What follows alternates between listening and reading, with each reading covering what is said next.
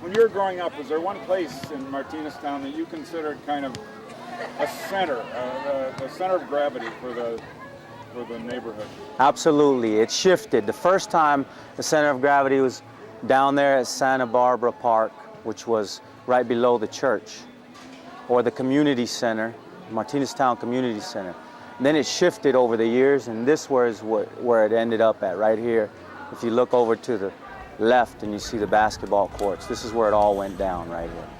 We used to stay up to play basketball Monday through Sunday on this court right here till about 1:30, 2:30 in the morning. What we'd do is we'd cut the lock on the light and work the lights ourselves. So we would run this place. How am I doing?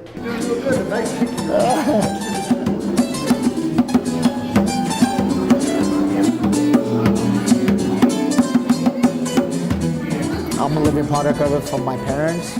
My parents are living products of it from my great-grandparents. So Your mom is Martineztown too? oh yeah, absolutely. You know, she was raised right there in the corner of Lomas and Edith, so it's just perfect, you know. Right across the street from the center, and I think it's just we drive through it all the time. We talk about it. My dad had a baseball team. They were called the Albuquerque Tigers, and a lot of the teenage boys from around here were in the team, and they were a good team. They used to travel to Santa Fe. They played the prisoners in the prison. Yeah, they'd go early and eat lunch, have a game with the prisoners, and they'd play baseball. I mean, everything was friendly. Was baseball the main sport? I think it was. I don't really remember anything else. They played together in the 1921 Albuquerque, New Mexico State Basketball Championship. 1921. He said they played against some guys from... That was your grandfather? My father. I understand he started playing golf. He used to work at Presbyterian Hospital when they had the influenza epidemic, about 17, 18. And he used to work there, and the doctors used to take him like to the village towns, Chilili, Escobosa, Tijeras, places like that, so they could interpret. He could interpret for them, see, while they were giving them inoculations. And one day they asked him, John, well, it wasn't John, he was Cipriano. That's how the C comes along. But he said, John or Cipriano, would you like to make some extra money? And my dad never passed up a buck. He says, sure, what do I have to do? He said, would you caddy for me Sunday? My dad says, sure. By the way, what's caddy? You know?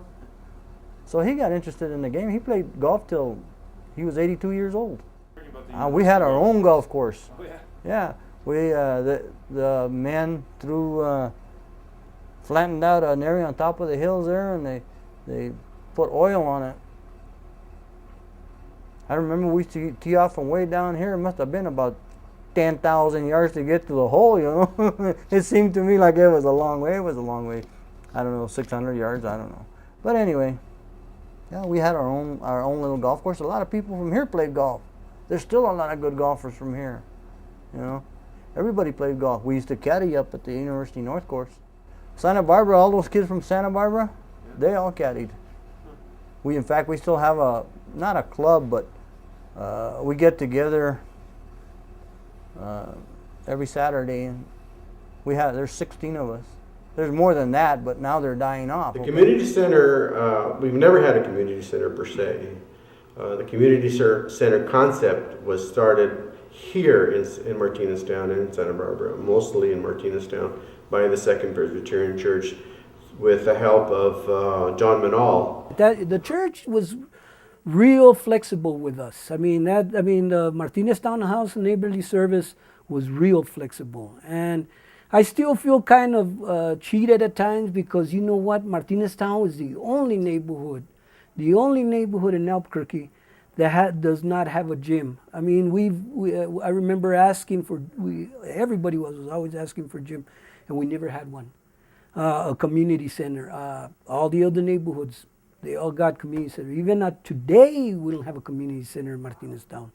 A house and neighborhood service is still there, but I don't think they're doing the activities that we used to do way back. Way back, we used to have basketball tournaments, football tournaments, ping pong. I mean, we would keep the kids active, and that's how the kids would identify with the center. That's why they would come to the center, because there was always something happening, and they were welcome. The basketball court came alive every evening till That was midnight. the main focal point, and we had people from all neighborhoods there. And Miss Damian and Miss Wansley live in the upstairs, right overlooking at the little playground, you know. And they will say, yes, it's time to turn the lights off, and I will go and turn them off and down. Okay, kids, another 20 minutes, another 5 minutes. Now they say 10 more. Okay, you got 10 more minutes, let's go. And then after 10, they wanted 10 more. And so we stayed until midnight, and the kids play basketball, sweating, you know, and the skins against the shirts. Every night. Every night, Every night, man, We were back that center hub. that place came alive, you know. They'd be kids playing basketball and we'd be with them Yeah. eating. There was activity going on all the time. You know, there was boxing over here, basketball. They were shooting pool inside. Jesse had them running. You know, it was nice. It was like, I mean, you wanted to go. Did Jesse have a soccer team? I don't think he had a soccer team. He taught us a lot about it. I don't even know if we were interested in it. We're interested in the running part of it. Running and But basketball. mainly the baseball team was very, very good.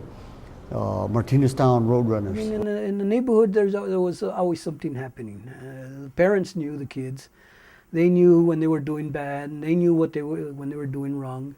You know, heroin was visible. You could see it. You know, I saw it when I was 7 years old. I knew what heroin was. I mean, you could see people shooting up. Oh, yeah, at that time, yeah. I mean, I saw that. I mean, it wasn't nothing, you know, to us. You know, I grew up with that, you know, and sniffing, you know, a lot of, it was an escape for a lot of people, you know. I mean, a lot of stress. You living in a neighborhood that, you know, in poverty, and drugs were an escape. And I even today we have that same problem, you know. But yeah, it was there. That's what I was saying. If I was not attending the center and kept busy, I would have gone the other way. Because a lot of my friends, my age right now, they're all dead mostly. I mean, either of overdose or they're in the penitentiary, or you know. I mean, that's. I mean, growing up in Martineztown in those days was tough. It wasn't easy. It was hard.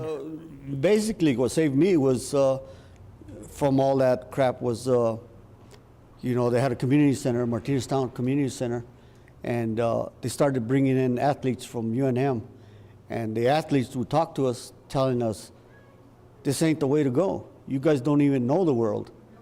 It's not just about the barrio," and you know, that got me thinking about, you know, you got to help out the kids.